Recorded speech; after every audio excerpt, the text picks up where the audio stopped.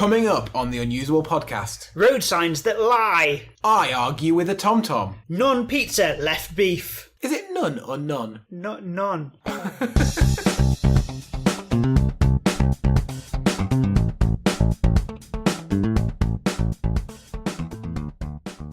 Hello and welcome to the Unusable Podcast, where we discuss the importance of user experience in technology and the world around us. And we talk about great design that just works or moan about it when it doesn't. Hello, Andy. Hi, David. Hi. Back for another episode. Yep. Hey, we've had good feedback, actually. Have we? Should we talk about the feedback now? Well, I thought we agreed to talk about it later. Okay, we'll talk about it later. Do you want to introduce yourself? Yeah, so I am Andrew Waite and I am a product owner of a SaaS product in Derby. And I am David Ball. I am a web developer and I live in Derbyshire. That's interesting, by the way. Just picking up on something. I usually go by where I work. Okay. And you like to announce where you live. Well, I work like Are just you hoping for a few metres away from you. Are you hoping for home visitors?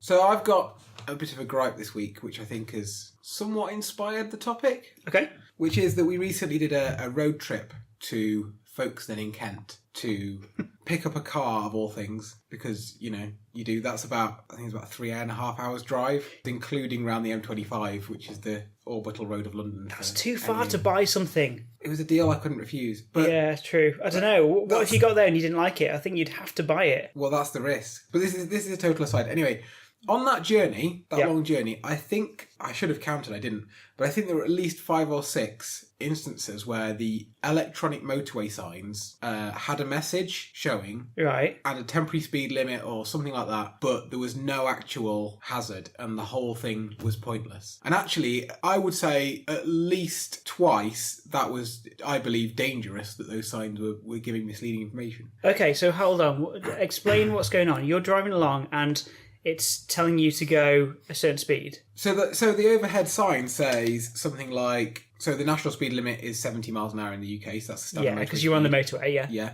And it will say 50, obstruction in road. Okay. And this is a digital temporary sign that's not always there. Yeah. So you think, oh God, right, I better slow down a bit. There's an obstruction in the road. Don't know if this isn't a motorway I don't regularly travel on, so maybe the speed cameras, better slow down to 50, okay? Okay. And maybe this is just me, because some other drivers must know about some sort of secret that it's a lie, because there's plenty of other drivers just zooming on past it, continuing to go 70. Right, okay, so they're completely ignoring what the sign's saying. Yeah, and then there was one particular one that was quite horrible. It reduced the speed to 50, and then it said, lane closed, move over now. It literally said, lane closed, move over now. So I'm doing 50 and everybody else seems to, for some reason, like, I don't know, not take any care of it. And it's telling me to move over. So I'm moving over into the second lane. Yeah. And there's other traffic doing 70 and seemingly getting angry with me because I'm doing what the sign says and going 50 in the middle lane. But the most annoying thing is, there was nothing there. There was no reason to reduce speed. There was no reason to move over into lane 2. The lane wasn't closed. There was no obstruction. So are you saying everyone else just ignored it? And is that what you're supposed to do? That's how everyone was behaving. So I don't know. Am I in the wrong for obeying the sign? I don't know. It must have been 5 or 6 instances of temporary signage, so either lane closed or obstruction in the road or something like that, and a reduced speed limit.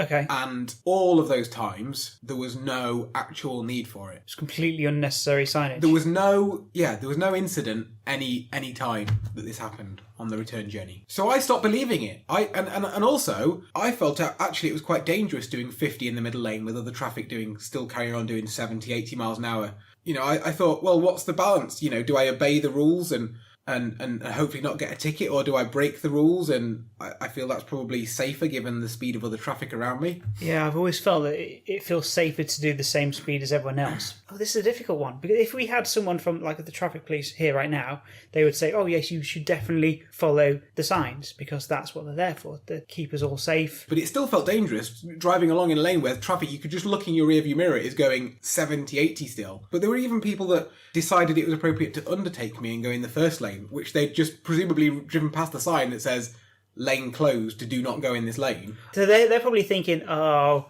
it's just one of those guys who's slowly in the middle lane.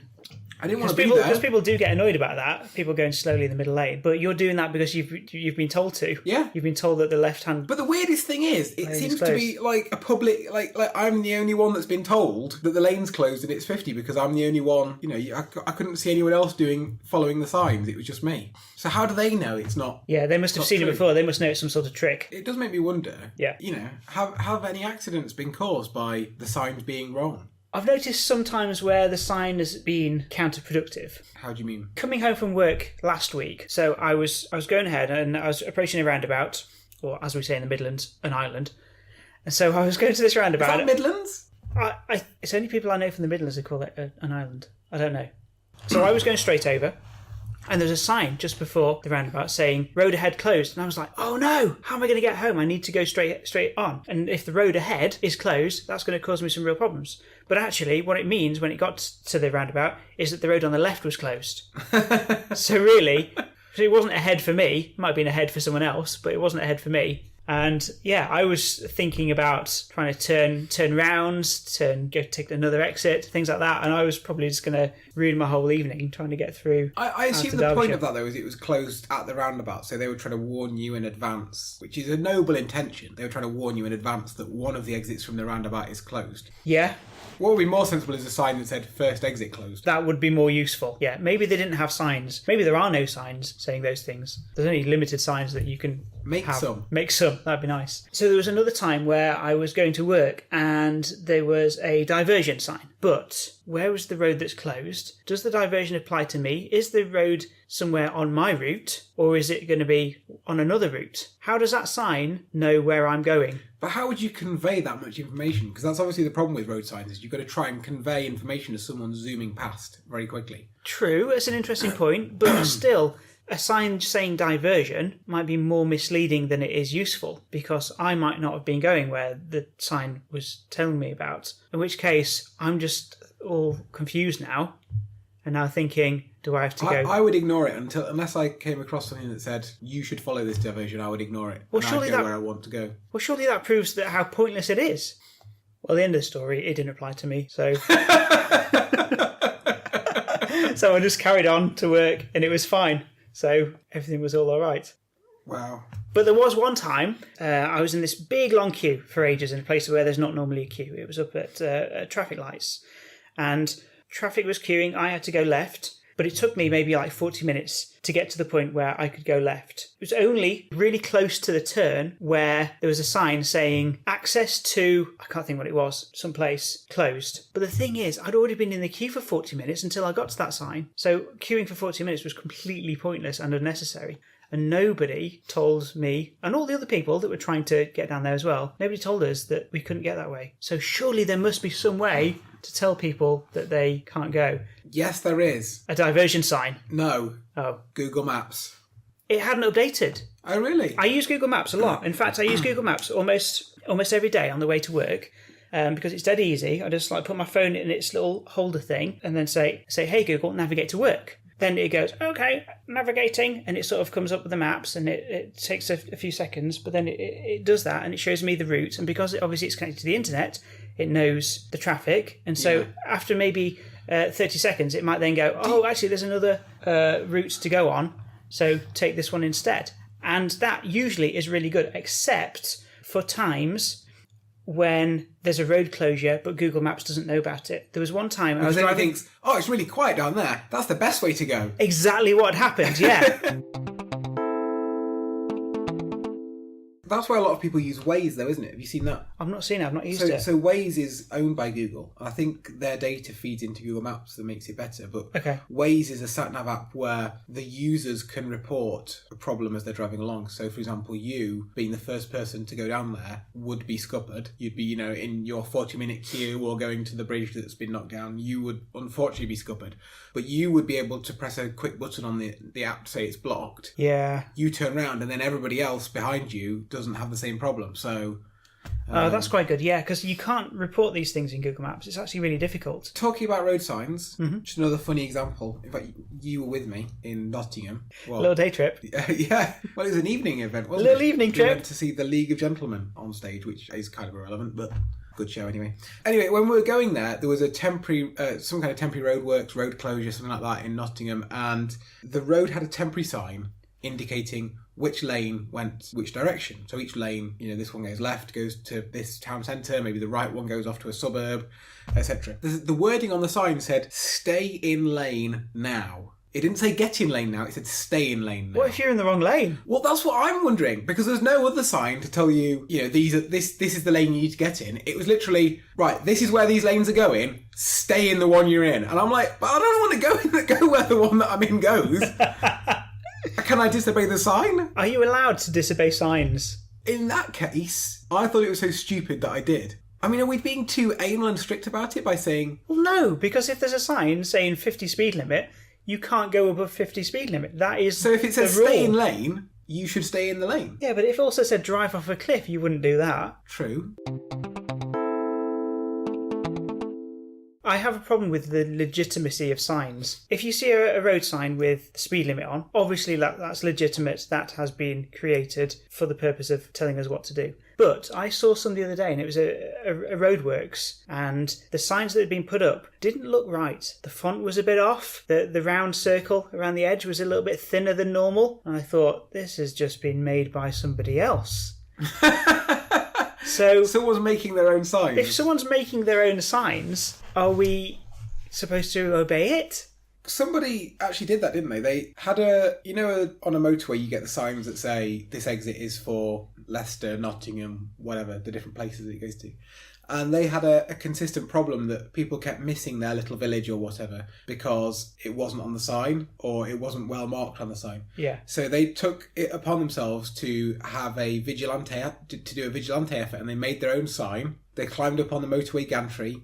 They replaced the sign with their own sign, and it stayed there for years unnoticed. And solved the problem. It stayed there for years unnoticed. And then the council eventually found it and replaced it. And they replaced it like for like. So they actually kept the change that had been made. Yeah. And I think they came out and condemned the vigilantism because obviously... Yeah, because he's not authorised to do that. And if he was trying to fit it and it actually dropped... Exactly, onto a car, then somebody could have died. It could have been horrible. He wasn't following safety protocols and whatever. Yeah, what I like about that story, though, is that he really thought about it and he made sure that the sign was weathered so that it didn't stand out as like a nice, bright, shiny new sign. So you read it? Yeah. So he made sure that it was all weathered and it looks like that it was. That's funny. Yeah, so he made sure there's a little bit of rust on there or whatever. But why not? Why not? I think it's a great idea, but you can't... Well, how do we know what's real? If someone did put a fake road sign up, then how are we supposed to know to follow it? You've already told us a story about how signs told you something that wasn't true. Fake news. It's just fake news. I've got a very minor story about signage. At work, we've got two bins in the kitchen, and one of them says recycle only. And so for ages, I was putting only recyclable stuff in the recycle bin. And then I noticed, by looking inside, some things in there were definitely not recyclable. And I asked someone one day, and they said, oh, no, we don't use it for... It's just a normal bin. But yet it still has a sign on saying recycle only. Which means that if that's not true, what else is not true? The world is a lie. Exactly. How am I supposed to believe anything? How am I supposed to know if the sign says that the next sign I see is to be believed as well? So like after my journey where I'm seeing diversion that doesn't possibly exist, the next thing I might see is, you drive up the A38 same as me. Yeah. It's said for ages, it's had those red triangle signs saying flood, right? It's had this for maybe 2 years. Yeah. Signs warning us of a flood. Have you ever seen a flood there? No. Never. How would it even flood? It's like on a hill going up. It's not gonna flood.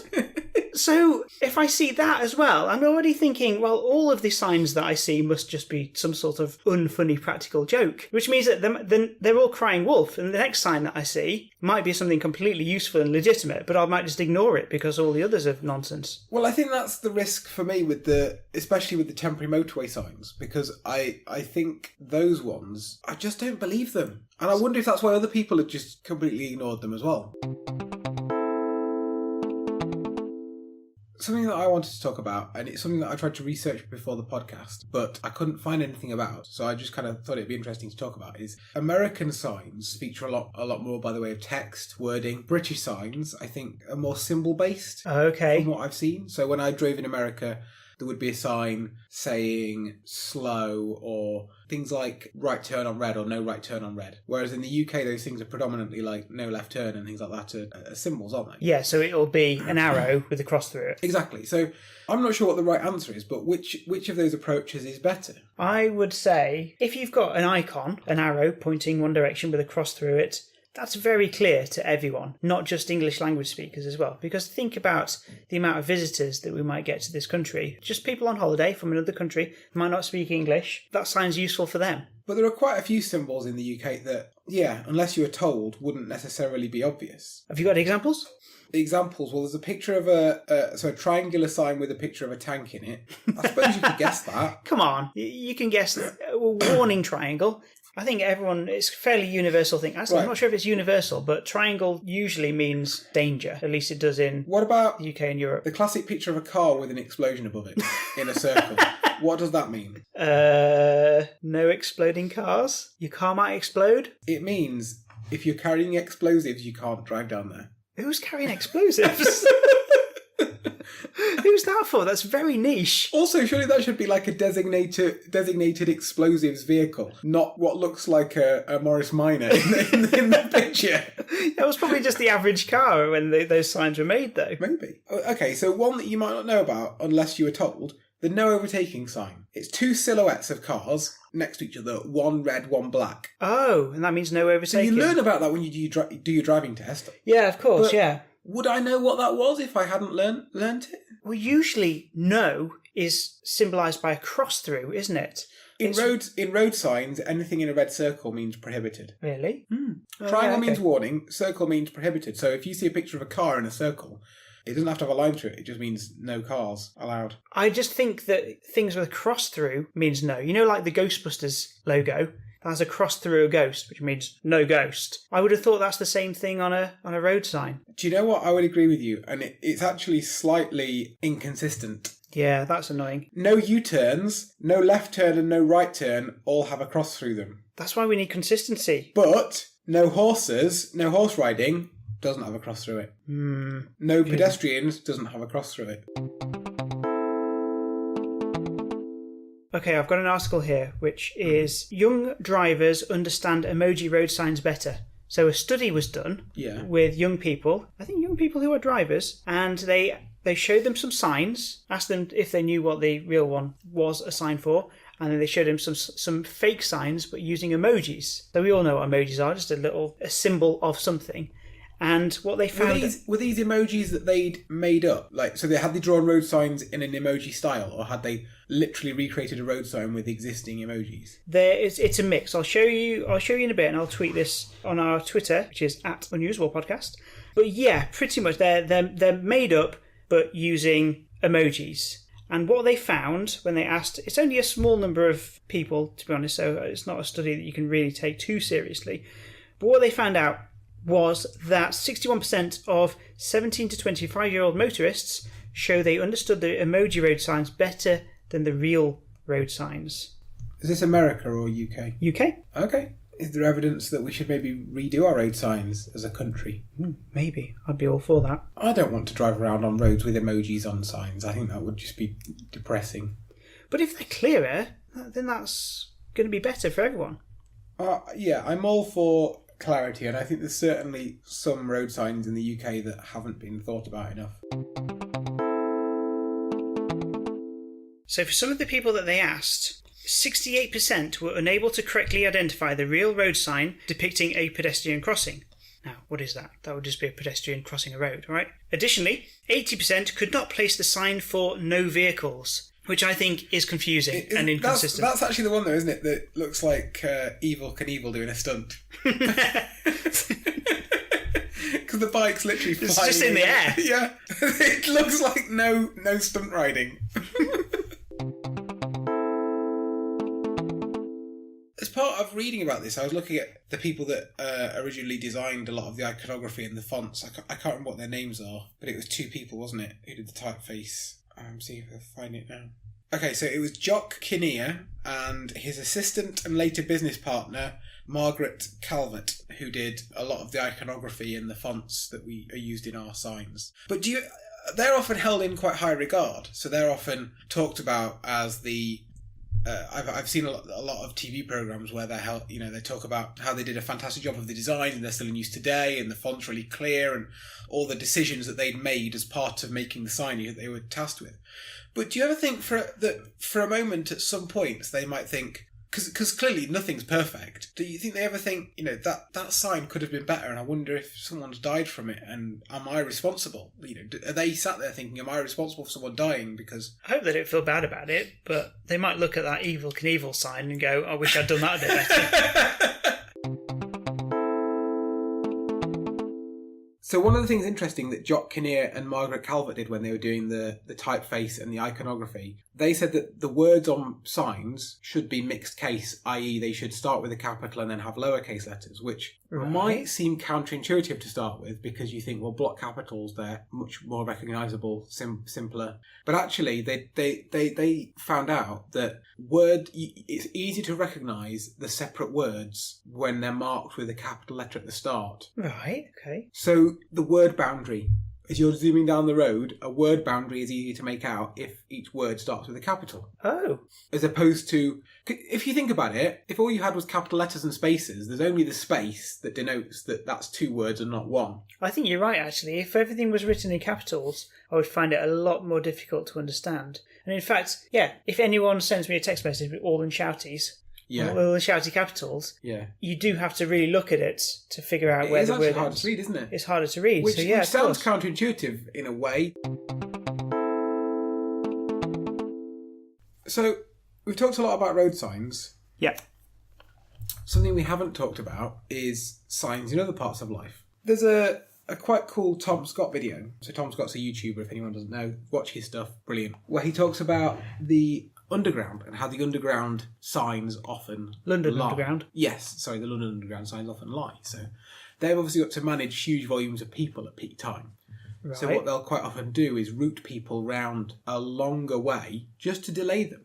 And if you know the shortcuts, you can just go through a different passageway that's marked exit or something and get where you want to go quicker. But the signs lie for the good of the many, really, by taking you around the long way. So it tells you something that's not true. So it says, exit this way. It's not that it's not true. It's just that it's not the most direct way. So it's trying to split the traffic up for the purpose of not overcrowding. Yeah, well, if you keep people busy walking around a series of long tunnels, going a long way round, those are people that aren't stood on the platform, making it heave and dangerous for people for when the train comes in. That's quite interesting. I don't know how I feel about that, though. I would hope that the sign saying way out would always tell me the most effective way to the way out. No, I think the way out signs generally are reliable because they just want to get you out. If they get you out, you're on the...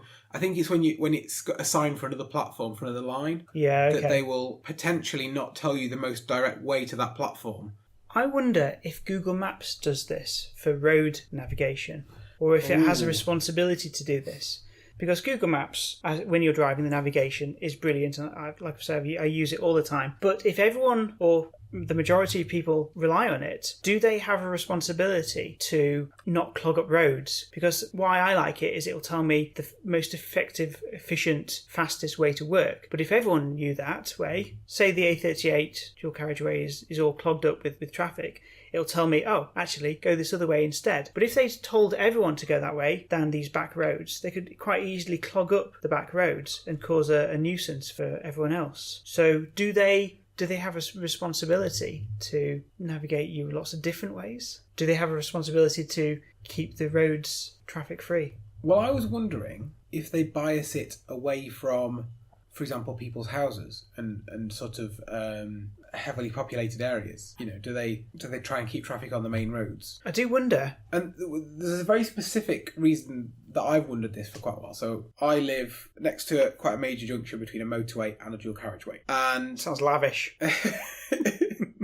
All the sat-navs want to do is take me up to that main junction, which I assume is because it thinks it's a faster road, I don't know, and then to come back on myself into the housing estate where I live. But the fastest way is actually to, if you're driving up the dual carriageway, is to leave at the exit before and to drive through the housing estate. And my sat-nav, I've tried several of them, always want to go that same route. They want to take you up to the main roundabout and then double back on yourself and sort of minimise the time in the housing estate. But the route through the housing estate, leaving by the previous junction, is quicker. And the time on the sat-nav, the estimated time of arrival, just drops. As I take that route, it'll say, I'm 10 minutes away from my house as I leave the dual carriageway. And it'll still be telling me to turn around and go back on the dual carriageway.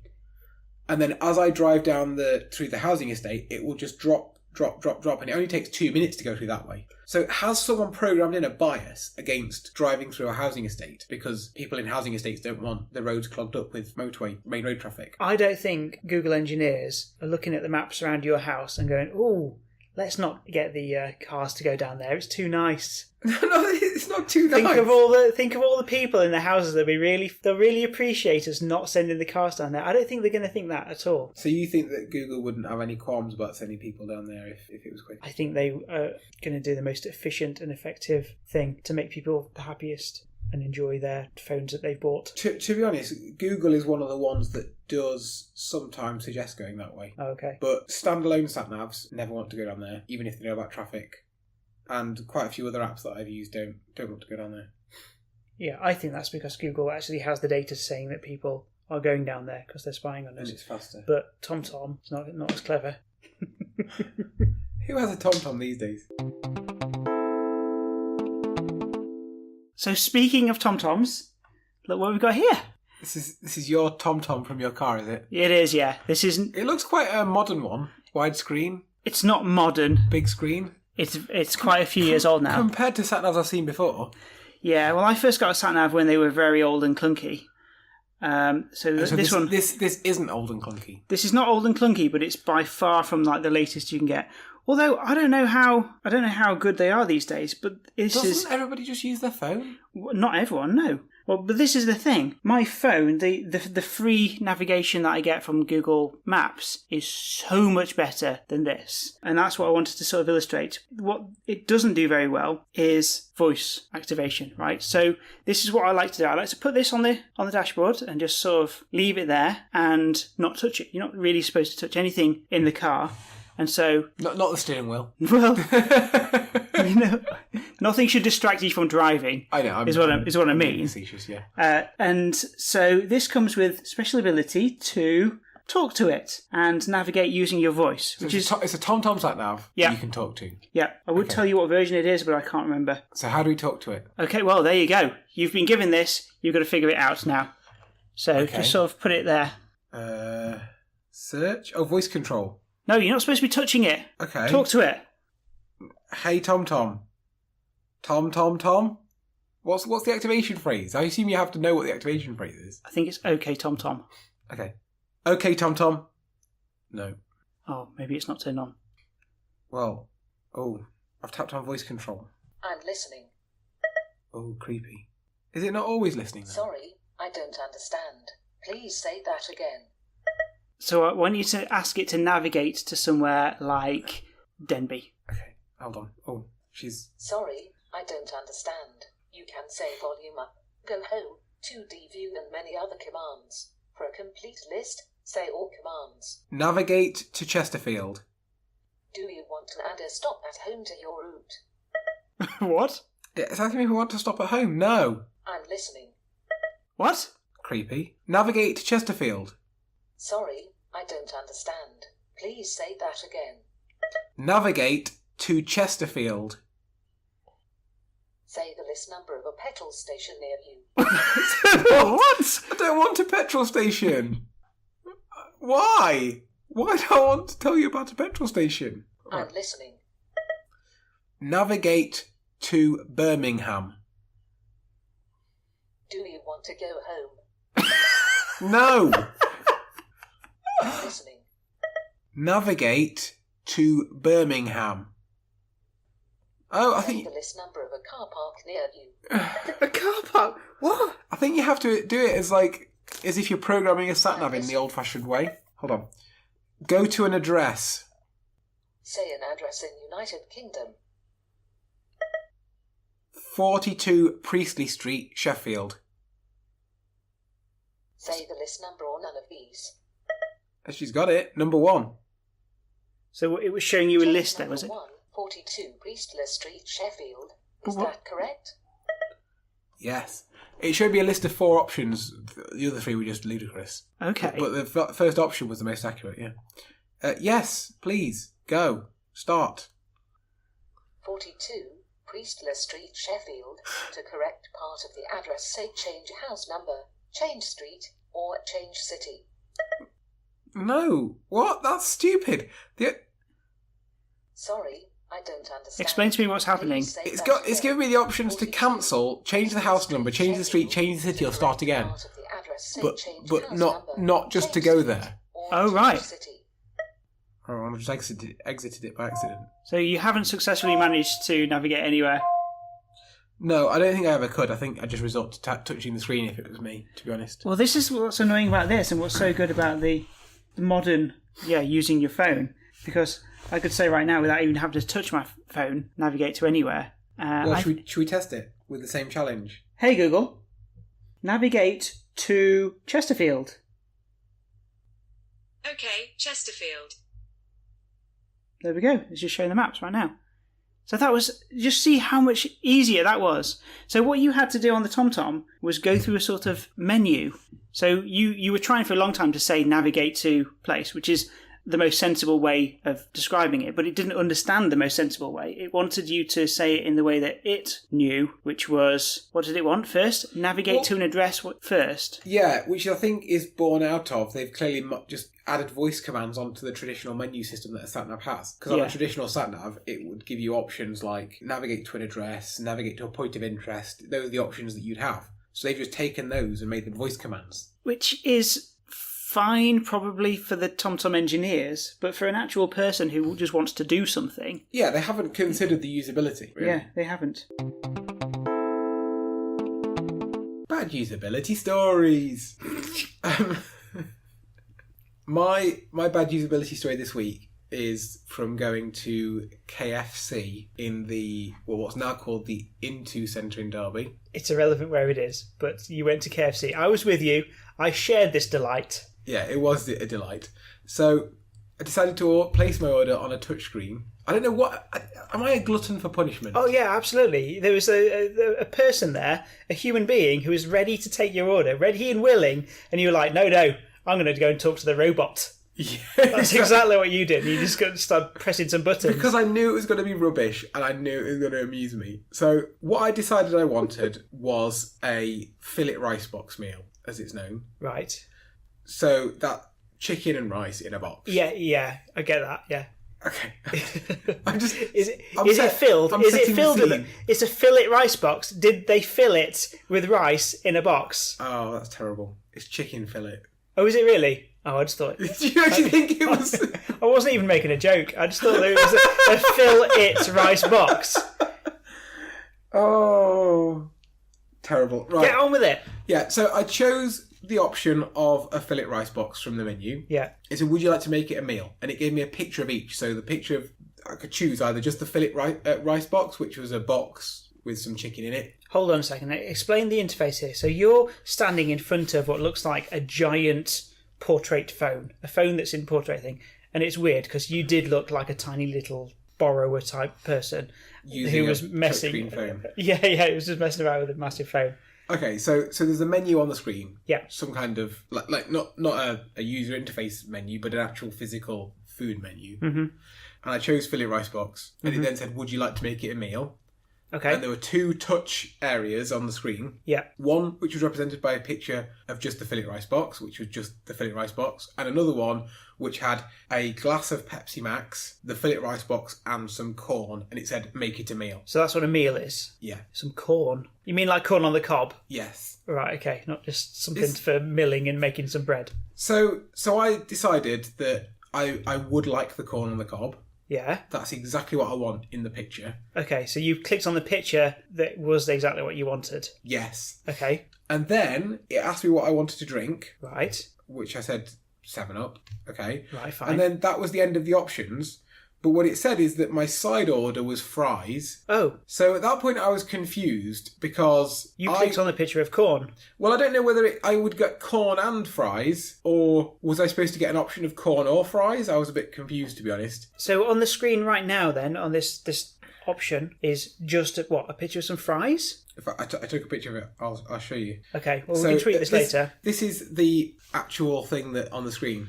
Okay, so that's showing you, it's kind of like on an e-commerce website, which I suppose this really is, isn't it? It's just an e-commerce website, just happens to be next to a restaurant. Yeah. And so it's showing you the summary of what your order will be. So it says the meal on the left, which has a drink, the box itself, and some sweet corn, then some fries in the middle, and then a 7-Up. Yeah, okay. Oh, but it's also turned French. I don't know if you're going to mention that. For some reason at the bottom it says, Quel tel voudrais-tu? I don't know what that means. But for some reason it just turned French in the middle of the ordering I think process. this is just you. You invite these things, and it's just So anyway, turned different language. I wanted a rice box with some corn, right? Yeah. By the looks of it, that's what you're going to get. And some fries that might come separately. Well, and a logo of a 7-Up, which I assume represents some 7-Up. It arrived, Yeah. and it was a rice box and some fries and some 7-Up, and I said, "Where's the corn?" And they said, "Oh, it comes with fries, or do you want to swap it for corn?" And I was like, "Well, But the picture showed those things. yeah." So I've seen the picture right there. In fact, you could have shown them that picture on your phone. I did.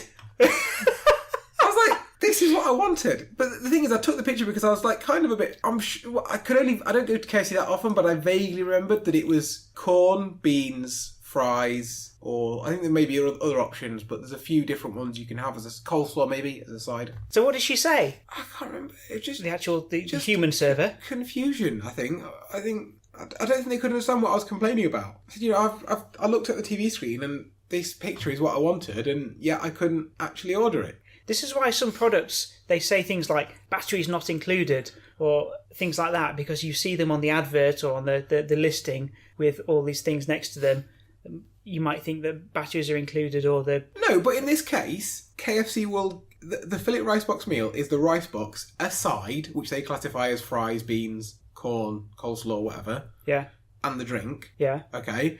They even show it pictured on the TV screen with corn. Yeah. But don't give you any option to choose corn. Hold on. You're complaining about something that's completely different to what I thought you were complaining about. I thought you were saying that the picture is misleading because it includes some things that you don't get. But what you're saying is actually there was no option at that time to even have it showed the picture of having a rice box with corn, and I went, "That's what I want," and then it just didn't let me choose. It just went, "You're having fries with it." Oh, so you were funneled through a process and you had to have what you were given. Well, I didn't, because I complained about it and they switched it. Oh, so what? You did get corn? I got corn, yeah. Oh, I thought the only reason But why... I had to interact with a human. Why? The French you could have gone to the TV human in the screen- first place. The French TV screen would not let me choose corn. Do you know the best touchscreen checkout process, I think, in a high street shop? No, but you're going to tell me. McDonald's.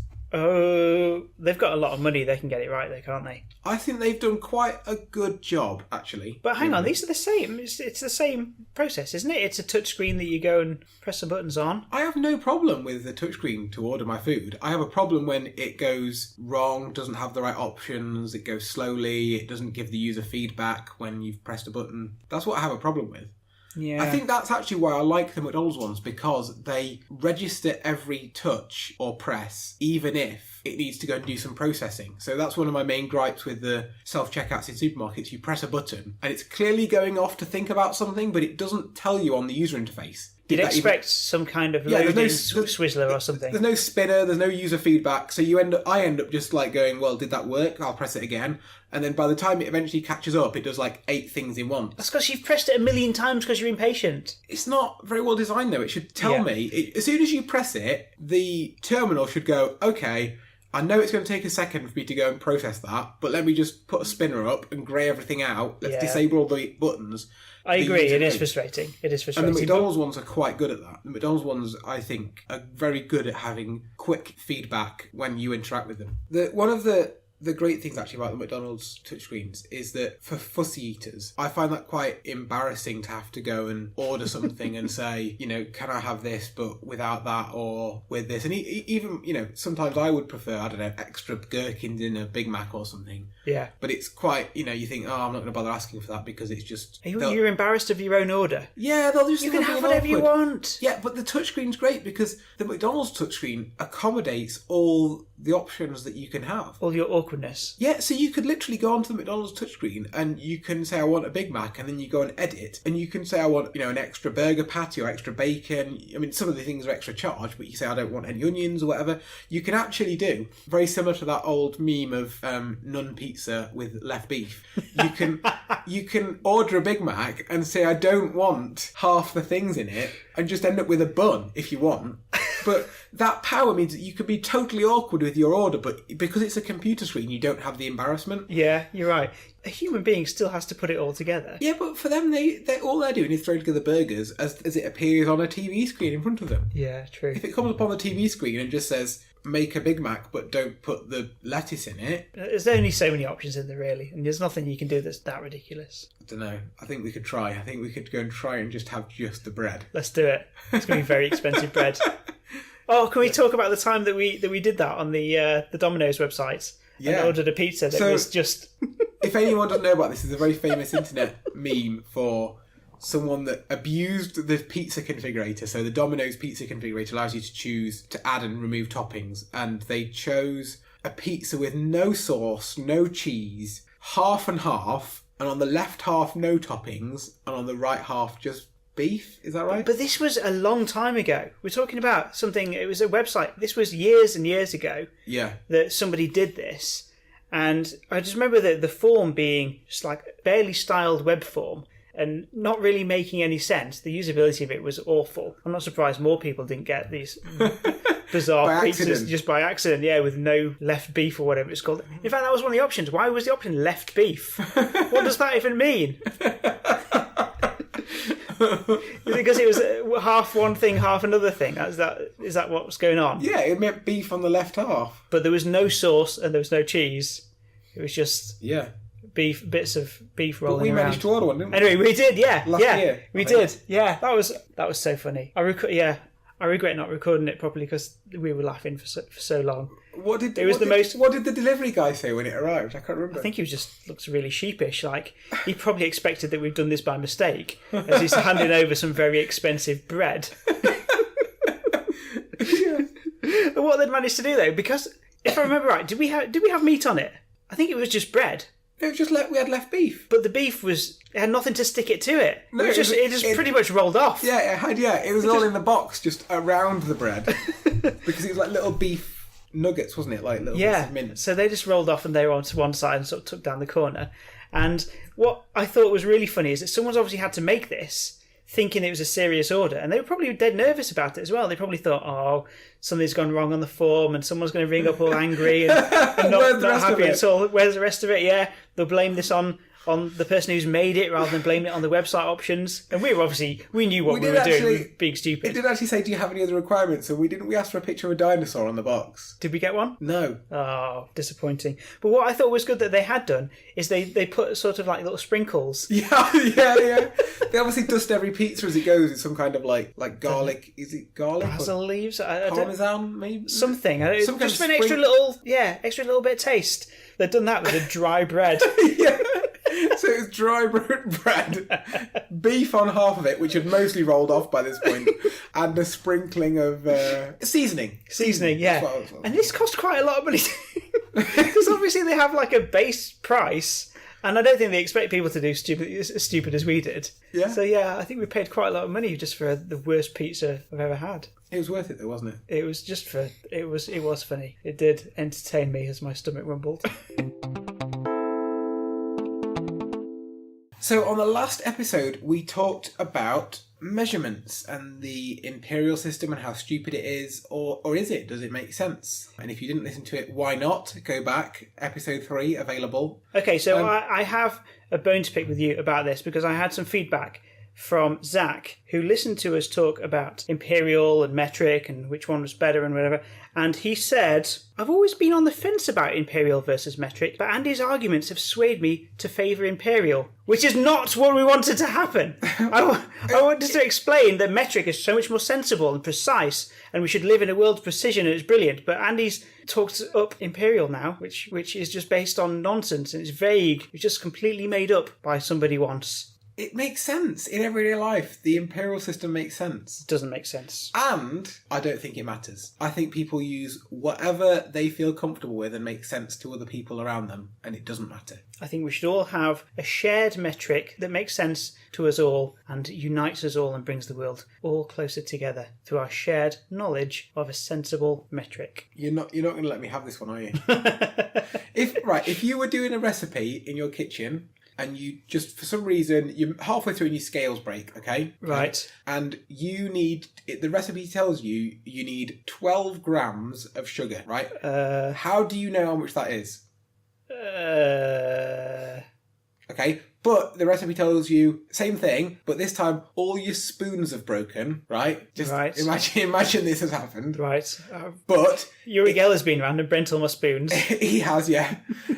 And it tells you need a teaspoon of sugar. Yeah.